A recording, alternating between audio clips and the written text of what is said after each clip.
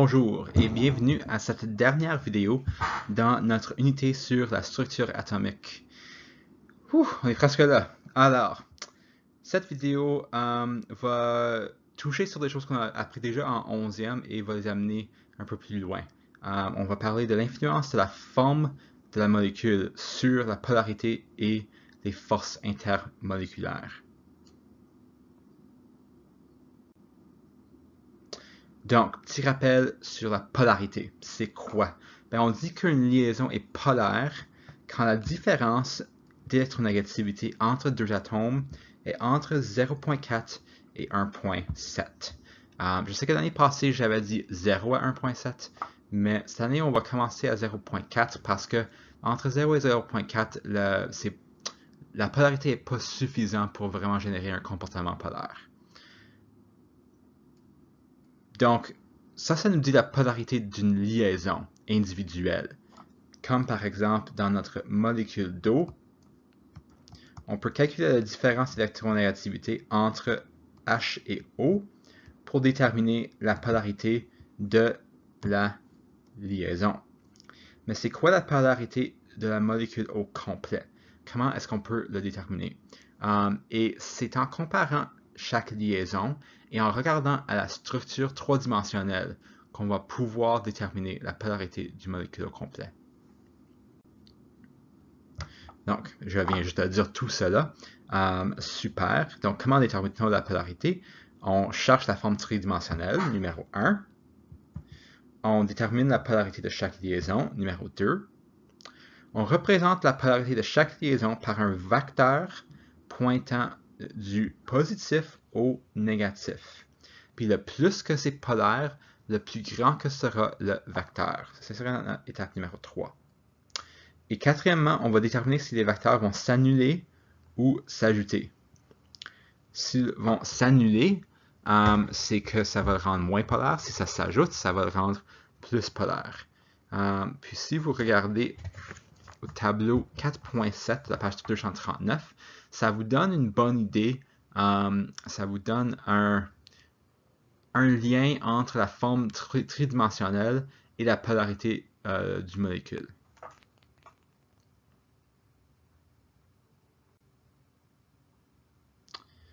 Alors, les forces intermoléculaires. Rappel, l'année passée, on a fait ça. Intra, ça veut dire intérieur, ça veut dire dans la molécule. Une force intramoléculaire, ça serait une force entre deux atomes dans une molécule. Une force intermoléculaire, c'est une force d'attraction ou de répulsion entre deux molécules, pas à l'intérieur d'une molécule. Et comme on a vu l'année passée, les forces intermoléculaires peuvent expliquer le comportement et les propriétés de diverses molécules. Donc là, on va voir différents types de forces intermoléculaires, parce que l'année passée, on a juste vu les forces intermoléculaires en général, mais il y a plusieurs différents types. Et c'est vraiment la polarité qui va déterminer quel type de force intermoléculaire agit dans un certain scénario. Donc en premier, nous avons les forces dipolaires. Une force dipolaire, c'est vraiment ce qu'on avait vu en 11e année. Premièrement, c'est l'attraction entre les dipôles de molécules. Donc, disons que nous avons des molécules d'eau. Tu sais quoi, je ne vais pas faire l'eau parce que l'eau, c'est un exemple de liaison d'hydrogène. Je vais choisir un autre. Non, tu sais quoi, je vais faire l'hydrogène, excuse. Donc, on va faire une molécule d'eau. On a notre molécule d'eau. Si on fait notre analyse de la polarité, on voit que nous avons un vecteur qui pointe sur les deux côtés vers l'oxygène. Ça nous donne un pôle négatif sur l'oxygène et un pôle positif à l'autre côté. Et on peut utiliser le symbole delta pour indiquer un dipôle positif ou négatif.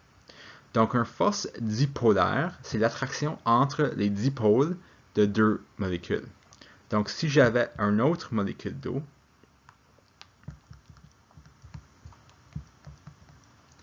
qui a lui-même ses dipôles, il y aura une attraction entre les dipôles positifs et négatifs.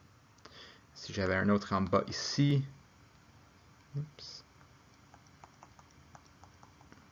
avec son dipôle négatif là, il y aura une attraction ici. Donc, les forces dipolaires, c'est les attractions entre les dipôles qui existent dans des molécules qui sont fortement polaires. Quand ces attractions ont lieu avec l'hydrogène, on appelle cette attraction spécifiquement une liaison hydrogène. C'est le nom spécifique. Si c'était une force dipolaire qui n'implique pas l'hydrogène, ce serait juste une force dipolaire. Les forces ions dipôles sont semblables, mais au lieu d'avoir deux dipôles, on a un ion qui prend la place d'un des deux dipôles. Puis l'hydration menant à la solubilité, comme on a vu l'année passée, est un exemple d'une force ion dipôle. Donc disons que nous avons notre bécher qui contient de l'eau. Donc on en a eau. Et on ajoute ici une cuillère de sel. Nous allons avoir des ions de sodium et des ions de chlore qui vont se dissoudre dans l'eau parce que on a une attraction entre le dipôle de l'eau et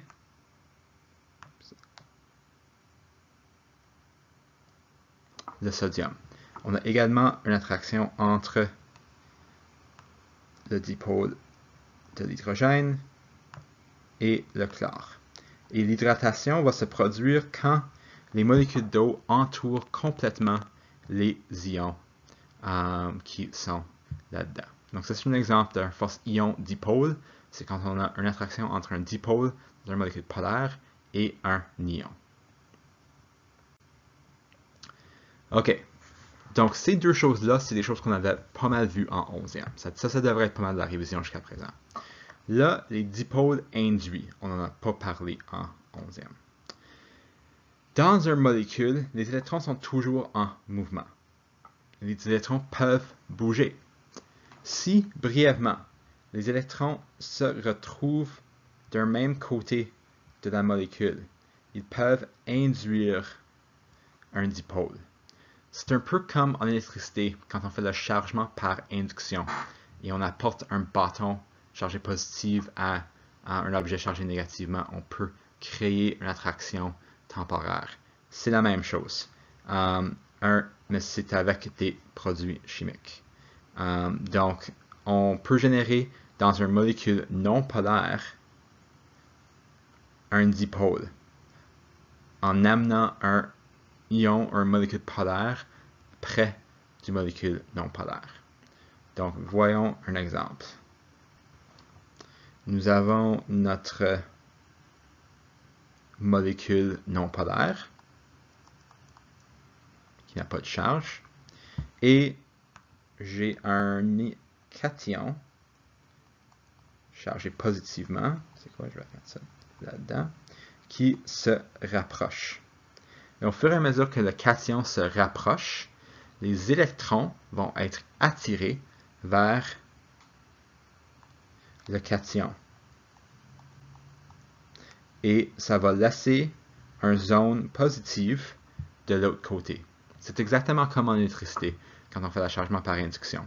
On peut induire un dipôle à l'intérieur d'une molécule parce que les électrons peuvent bouger dans une molécule.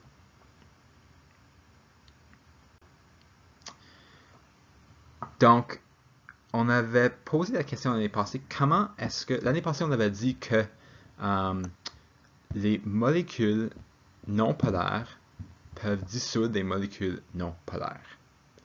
Et les molécules polaires peuvent dissoudre polaires. Mais comment est-ce possible qu'une molécule non polaire puisse être attirée à une autre molécule non polaire quand ils n'ont pas de pôle, ils n'ont rien pour attirer ou répulser une autre molécule. C'est à cause des forces de dispersion, aussi connues comme les forces de London, dépendamment du manuel, parce que c'est le monsieur London qui les a découverts. Le mouvement naturel des électrons va créer des dipôles temporaires dans des molécules. Donc, pendant un instant, une molécule non polaire peut devenir légèrement polaire, assez polaire pour créer une force d'attraction envers un autre, pour induire un charge, un dipôle dans une autre molécule non polaire, qui lui par la suite va induire une charge dans une autre molécule non polaire. Et ça crée un chaîne. Donc, exemple, on a notre molécule non polaire. Et le mouvement naturel des électrons, disons qu'on a nos électrons, disons pour un instant que cet électron-là et cet électron-là décident d'aller de ce côté-là du molécule. Ce que ça va nous donner, c'est un état temporaire où on a notre molécule qui a un dipôle négatif de ce côté et un dipôle positif de ce côté. Ça ne va pas durer longtemps. Ça va être en fait presque instantanément, les électrons vont bouger encore puis ils vont éliminer le dipôle. Mais ça va durer assez longtemps que s'il y a un autre molécule non polaire ici, le dipôle positif ici va attirer les électrons dans la molécule non polaire vers lui. Et ça va créer un dipôle négatif ici et un dipôle positif ici, qui va être temporaire. Mais ça va durer assez longtemps pour, dans une autre molécule, créer un dipôle négatif ici et un dipôle positif ici, et ainsi de suite. Et à cause de ces forces de dispersion, à cause du fait que les charges, les dipôles se dispersent à l'intérieur d'un grand réseau de molécules, on peut avoir de l'attraction entre des molécules non polaires. Donc, il y a quelques facteurs qui influencent les forces de dispersion. Premièrement, c'est la masse des molécules. Plus la molécule est grande, plus il y a d'électrons, plus il y a le potentiel de créer des dipôles spontanément. Donc, par exemple, si on regarde au chlore, au brome et à l'iode, la masse augmente comme ça. Et ce qu'on voit dans la nature, c'est que le chlore est un gaz, le brome est un liquide et l'iode est un solide.